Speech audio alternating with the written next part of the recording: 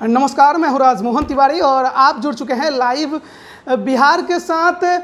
संसद का मॉनसून सत्र शुरू हो चुका है और कोरोना की दूसरी लहर को लेकर पक्ष और विपक्ष एक दूसरे पर हमलावर हैं। राज्यसभा में केंद्र सरकार ने एक रिपोर्ट रखा है जिसमें इस बात की जानकारी दी कि कोरोना की दूसरी लहर के दौरान किसी भी कोरोना मरीज की ऑक्सीजन के कमी से मौत नहीं हुई है।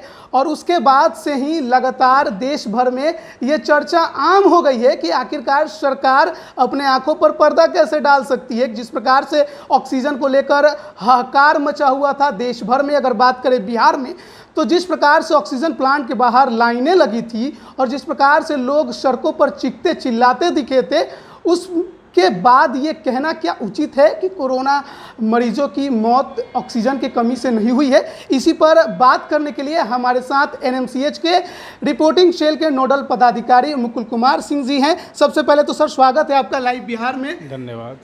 जो रिपोर्ट दी गई उसमें कितनी सच्चाई?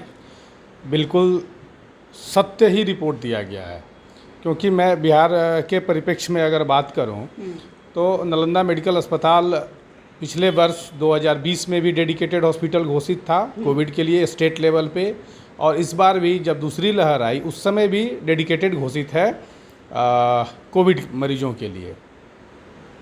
22 मार्च 2021 से इस बार भी लॉकडाउन लगा।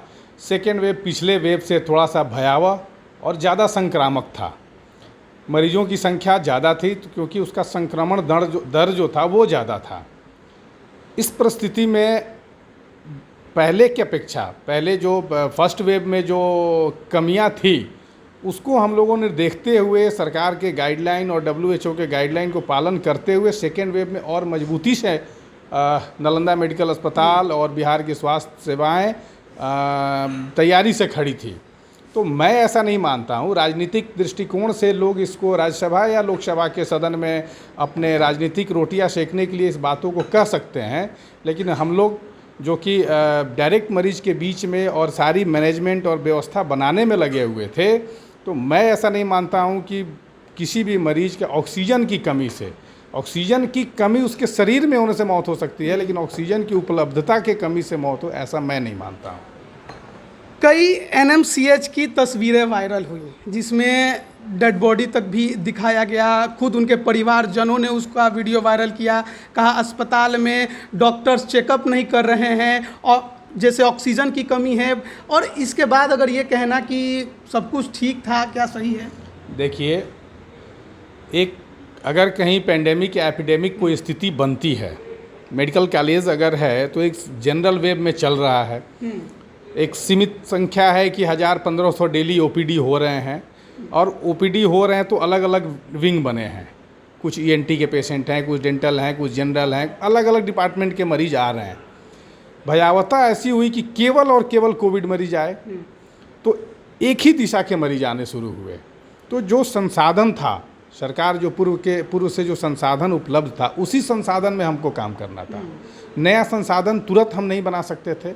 उसके बावजूद भी टोटल बेड 546 बेड कोविड का प्रोटोकॉल मानते हुए उसमें भी हमको था कि कोविड मरीजों का बेड का डिस्टेंस भी होना चाहिए। तो जितना मेरा सराउंडिंग एरिया है उस एरिया में हमने 500-550 के करीब हम लोगों ने बेड निर्धारित किया था।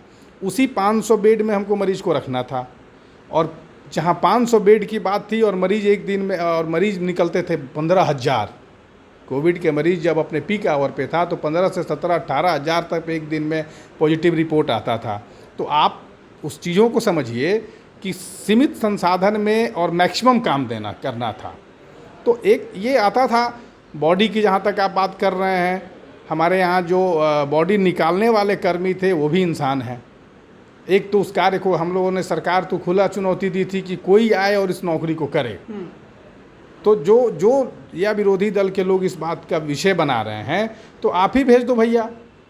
तो उस समय कमी थी, 1 बॉडी 2 बॉडी निकालने वाले इंसान हैं, और एक दिन में मैक्सिमम पीक आवर में 18 से 20 डेथ हुआ करता था। तो 20 डेड बॉडी को निकालना, वो भी कोविड प्रोटोकॉल का फॉलो करते हुए निकालना, उसमें समय लगता था। उसका जो पूरा प्रोटोकॉल है उसको करने में, बॉडी को डिस्पोजल करने में 2.5 से 3 घंटा एक मरीज में लगता था। और सोचिए 14 मरीज एक दिन में डेथ हो रहे हैं, तो ये सारी व्यवस्थाओं को करने में थोड़ा समय लगता था और यही एक विषय बन जाता था। अब एक और सवाल मैं आपसे पूछूंगा, आपने कहा कि ऑक्सीजन की कमी की वजह से किसी की मौत नहीं हुई। अस्पतालों में सीट्स की कमी दिखी, खासकर ऑक्सीजन सिलेंडर वाले सीट्स की, जिनके साथ ऑक्सीजन सिलेंडर भी उपलब्ध हो।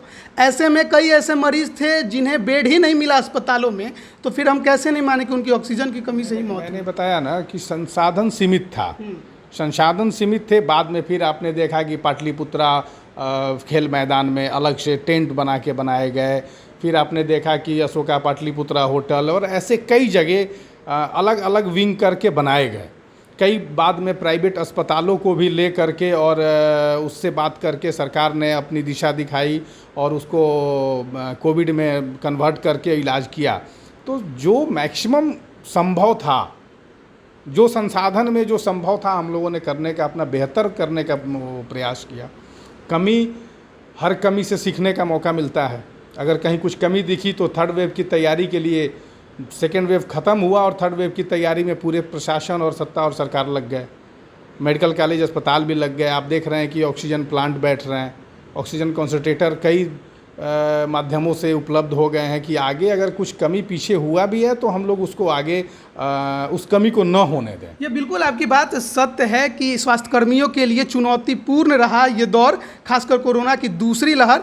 लेकिन मंगल पांडे जी, बिहार के स्वास्थ्य मंत्री हो या केंद्र सरकार हो, जो भी ये कह रहा है कि कोरोना का कोई भी मरीज ऑक्सीजन की कमी से नहीं मरा, क्या आपको इसमें पूर्ण सच्चाई ही नज़र आ रही है? बिल्कुल, माननीय स्वास्थ्य मंत्री जी का जो बयान है, मैं उस बयान का बिल्कुल समर्थन करता हूं, क्योंकि ये सरकारी बयान है। बिल्कुल सरकारी बयान नहीं है, क्योंकि मैं उनके कार्यों को बहुत नज़दीक से देखता था।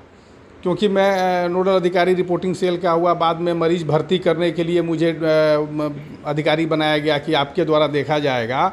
एक स्वास्थ्य मंत्री 1-1 बजे रात तक राज्य के लोगों को एडमिट कराने के लिए, बेड उपलब्धता के लिए 1 बजे रात तक फ़ोन आता है और 3 बजे सुबह 4 बजे फिर फ़ोन आता है। तो आप सोच सकते हैं कि उनकी कितनी बड़ी सोच है और कितने लोगों के प्रति वो अपने कार्य दिशा को दे रहे हैं। तो मैं ऐसा नहीं मानता हूँ, उनका जो बयान है बिल्कुल सत्य है और आगे की जो तैयारी, उनका जो दूरदृष्टि जो है वो भी आगे सार्थक होगा, ये भी मेरा उम्मीद है। चलिए, बहुत बहुत धन्यवाद आपका कि आप हमारे साथ जुड़े। ये एनएमसीएच के रिपोर्टिंग सेल के नोडल पदाधिकारी मुकुल कुमार सिंह थे, जो सरकार की बातों में हाँ से हाँ मिला रहे हैं और कहना है कि कोरोना का कोई भी मरीज ऑक्सीजन की कमी से अपनी जान उसने नहीं गंवाई। लेकिन ये बात भी सत्य है कि जब अस्पतालों में ऑक्सीजन बेड उपलब्ध नहीं थे तो फिर कैसे पता कि आखिर किसी भी कोरोना मरीज की जान ऑक्सीजन की कमी से नहीं गई। रोडों पर चीखती चिल्लाती आवाज़ें शायद ही कोई भूला हो। हमें भी याद है जब हमें लगातार फ़ोन आते थे ऑक्सीजन सिलेंडर के लिए, रात भर 50-50, 60-60 फ़ोन आते थे और जब हम मदद नहीं कर पाते थे तो उस समय काफ़ी ज़्यादा दुख भी होता था। लेकिन क्योंकि ऐसा कोई डॉक्यूमेंट्स उपलब्ध नहीं है जिसमें ये लिखा गया हो कि कोरोना के मरीज की मौत ऑक्सीजन की कमी से हुई है, तो ये भी एक बड़ा असमंजस की स्थिति है कि आप कितनी की संख्या बता पाएंगे, आंकड़ा नहीं बता पाएंगे। लेकिन लोगों की जो संवेदनाएं थी, लोगों ने जो देखा, उसे भी तो हम छुपा नहीं सकते। आप बने रहिए लाइव बिहार के साथ, तमाम अपडेट हम आप तक लगातार पहुंचा रहे हैं। आप सभी का बहुत बहुत धन्यवाद। लाइव बिहार यूट्यूब पर सब्सक्राइब और फेसबुक पर लाइक जरूर करें।